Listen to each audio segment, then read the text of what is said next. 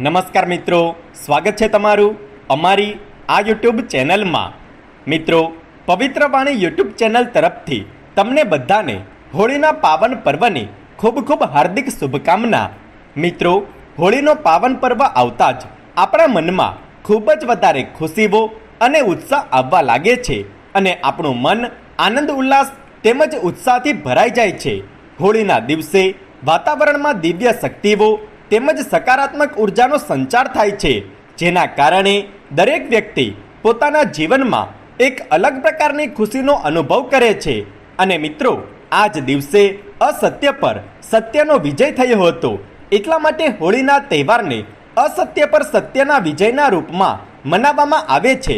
હિરણ્યકશ્યપના કહેવા પર જ્યારે ભક્ત પ્રહલાદને હોળિકા સળગાવવા માંગતી હતી, પરંતુ ભક્ત પ્રહલાદની ભક્તિ આગળ તેને હાર માનવી પડી અને સ્વયં હોલિકા જ અગ્નિમાં બળીને ભસ્મ થઈ ગઈ અને પ્રહલાદને કંઈ પણ થયું નહીં। હવે ભક્તિ અને શક્તિના પ્રતીક રૂપે દરેક વર્ષે હોળી મનાવવામાં આવે છે અને એવું માનવામાં આવે છે કે હોળીની રાખમાં એવી શક્તિ રહેલી હોય છે જે તમારા જીવનની દરેક સમસ્યાને દૂર કરી શકે છે। હોળીની આગમાં જે શક્તિ હોય છે તે જીવનના દરેક કષ્ટને દૂર કરી શકે છે। તો આજે અમે તમને હોળિકા દહન સમયે કરવામાં આવતો એક વિશેષ પ્રયોગ બતાવીશું।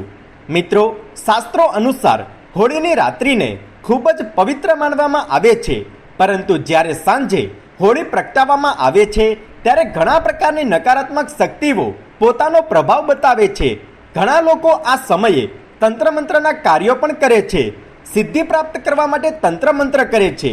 એટલા માટે જ મિત્રો, હોળિકા દહનની રાત્રે માથાને ઢાંકીને રાખવું જોઈએ। ખાસ કરીને સ્ત્રીઓ પોતાના વાળ ખુલ્લા ન રાખે અને હોળીની રાત્રે એટલે કે ફાગણ મહિનાની પૂર્ણિમાની રાત્રે કોઈની પણ આપેલી સફેદ વસ્તુ ન ખાવી જોઈએ, કારણ કે પ્રાચીન કાળથી એવી માન્યતા છે કે હોળિકા દહનના સમયે નકારાત્મક ઉર્જા પોતાનો પ્રભાવ બતાવે છે। લોકો તાંત્રિક ક્રિયાઓ સફેદ વસ્તુ ખવડાવીને જ કરે છે, એટલા માટે જ આ દિવસે કોઈની પણ આપેલી સફેદ વસ્તુ ન ખાવી જોઈએ। તો આ વાતનું ખાસ ધ્યાન રાખજો। તો મિત્રો, ઘણી વખત એવું થાય છે કે તમે ખૂબ મહેનત પણ કરો છો, પરિશ્રમ પણ કરો છો, પરંતુ તમને તમારી મહેનતનું ફળ નથી મળતું, તમારા જીવનમાં ખુશીઓ આવતી જ નથી, જીવનમાં ધન આગમન થતું જ નથી। અને જો તમે જિંદગીથી હારી ચૂક્યા છો તો તમે હોળીની રાત્રે હોળી પ્રગટાવવામાં આવે તેની પહેલાં જ એક નાનકડું કામ કરો। તમે તમારા ઘરમાં જ 5 લાલ મરચી લઈ લો અને આ લાલ મરચીને તમારા પરથી ઓછામાં ઓછા 5 વખત કે 7 વખત ઊંધી ફેરવી લો। હવે સાંજે તમારા ઘરની નજીક જ્યાં પણ હોળી પ્રગટાવવામાં આવે ત્યાં જઈને તમે હોળીની આસપાસ થોડો નાનકડો ખાડો કરીને માટીમાં આ લાલ મિર્ચને દબાવી દો અને પછી હાથ જોડીને હોળિકાની સામે પ્રાર્થના કરો કે જીવનમાંથી શત્રુઓનો નાશ થાય અને જીવનમાં સુખ સમૃદ્ધિ તેમજ ધન સંપત્તિનું આગમન થાય અને જીવનમાં ચાલી રહેલી તમામ પ્રકારની બાધાઓ અને અડચણોને દૂર કરવા માટે તમે હોલિકાની સામે પ્રાર્થના કરો અને પછી હોલિકાને પ્રણામ કરીને પાછળ ફર્યા વગર તમારા ઘરે પાછા આવો।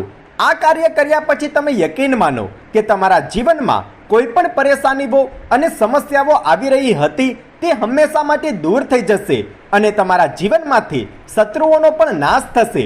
સાથે જ મિત્રો, આ દિવસે જ્યારે પણ હોળીની અગ્નિ શાંત થઈ જાય તો તેની રાખને ઘરે લઈ આવો અને આ રાખમાં થોડું મીઠું મેળવીને તમારા આખા ઘરમાં છંટકાવ કરો અને ઘરની બહાર પણ ચારે તરફ આ રાખનો છંટકાવ કરી દો।